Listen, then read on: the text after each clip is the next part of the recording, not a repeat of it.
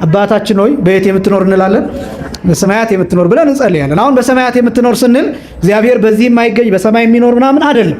እነዚህ እግዚአብሔር በሰማይ የተገለጠባቸው ጊዜያት በዘፈቀደ ለኛ አይምሮ በሚመች በምንረዳው ስለ ከፍታው የተገለጠበት እንጂ እግዚአብሔር በሰማይ ነው በአርያም ተወስኖ በሆነች ጎጆ በሆነ ዙፋን ተቀምጦ ይኖራል ማለት አይደለም። በተለያየ ጊዜ ዙፋኑ የተገለጠው በአቅም በመጠን እንጂ የታየው በፍጡራን አቅም እንጂ እግዚአብሔር በራሱ ልክ ለፍጡራን ተገልጦ አይታወቅም።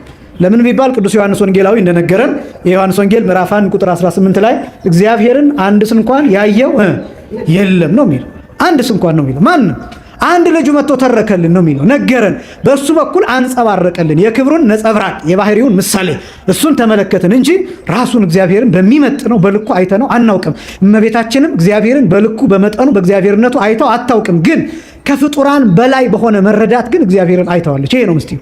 ከመላእክት በላይ ከቅዱሳን በላይ ከዚህ በላይ በሆነ እንጂ እግዚአብሔር በእግዚአብሔርነቱ ለፍጡራን ታይቷን ከተባለ ያ እግዚአብሔር አይደለም፣ ያ አምላክ አይደለም። ምክንያቱም አምላክ ከሁሉ በላይ ነው። ስለዚህ ሰማይ የሚያሳየው ምጥቀትን ርቀትን እንጂ የሆነ ቦታ የሚያሳይን አይደለም። ስለዚህ ልባችሁ በሰማይ ይሁን ሲል ራሳችሁን ልቡናችሁን ከፍ አድርጋችሁ፣ በሌላ ስፍራም አልዕሉ አልባቢክሙ ልባችሁን ከፍ አድርጉ እያለ ካህኑ ይናገራል። ስለዚህ ሰማይ የሚለው ምጥቀትን የሚያሳይ ነው፣ ከፍታን የሚያሳይ ነው። ስለዚህ ልባችሁ በሰማይ ይሁን ይልና አእምሩ ሀበዘ ትቀውሙ ይላል።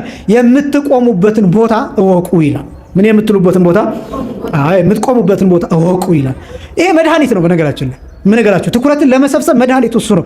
የቆምክበት ቦታ ምን እንደሆነ ሲገባ ያን ጊዜ ማሰብ ትጀምራለህ። ይሄ ቦታ ቅዱስ ነው፣ ይሄ ቦታ ልዩ ነው፣ ይሄ ቦታ ንጹህ ነው፣ ይሄ ቦታ መላእክት ያሉበት ነው፣ ይሄ ቦታ ጌታ በክብር የሚገለጥበት ነው፣ ይሄ ቦታ በጉ መስዋዕት ሆኖ የሚቀርብበት ነው፣ መስዋዕትነቱ የሚታይበት የሚገለጥበት ነው፣ ያ መስዋዕት ለኔ የሚሰጥበት ቦታ ነው። ስለዚህ ይሄ ቦታ ንጹህ ስለሆነ የቆምኩበት ቦታ ቅዱስ ነው ብላችሁ የቦታውን ቅድስና ባወቃችሁና በተረዳችሁ መጠን ልባችሁ ከኃጢአት እየራቀ ይመጣል። ይህንን በየሰከንዱ ልታስቡት ይገባል። በየሰከንዱ ለምሳሌ ፍርድ ቤት ሄዳችሁ ፍርድ ቤት ውስጥ የምትጠብቋቸው ስርዓቶች አሉ። ማንም ሰው ይፈራል። ፍርድ ቤት ሆኖ የሆነ ነገር ቢያደርግ ያልተገባ ነገር ቢያደርግ ዳኛው ምን ሊለው እንደሚችል ይታወቃል። ወይም እዛ ያሉ ፖሊሶች ምን ሊያደርጉት እንደሚችሉ ያውቃል። ስለዚህ ያከብራል። የፍርድ ቤቱን ስርዓት ያከብራል። ጸጥታ ይጠብቃል። በስነ ምግባር ያስረዳል። ሌሎችን አያቋርጥም። እንደዚህ ሌላ ከስነ ምግባር የወጡ ቃላትን አይናገርም። ጥንቃቄ ታደርጋላችሁ። ሰው ፍርድ ቤት ሄዶ የፍርድ ቤቱን ቦታ የሚያከብር ከሆነ ማክበርም ስለሚገባ ሰው በእግዚአብሔር ፊት መቆምን እንዴት አያከብርም? አያችሁ፣ ትልቁ ችግራችን ይሄ ነው። በእግዚአብሔር ፊት በሰማያዊ ንጉሥ ፊት መቆምን እንዴት እናቃልላለን? ስለዚህ ይህን መረዳት የቦታውን መጠን የቦታውን ቅድስና ማወቅና መረዳት ይገባል። ስለዚህ የምትቆሙበትን ቦታ አወቁ ይላል ቅዱስ ዮሐንስ አፈወርቅ።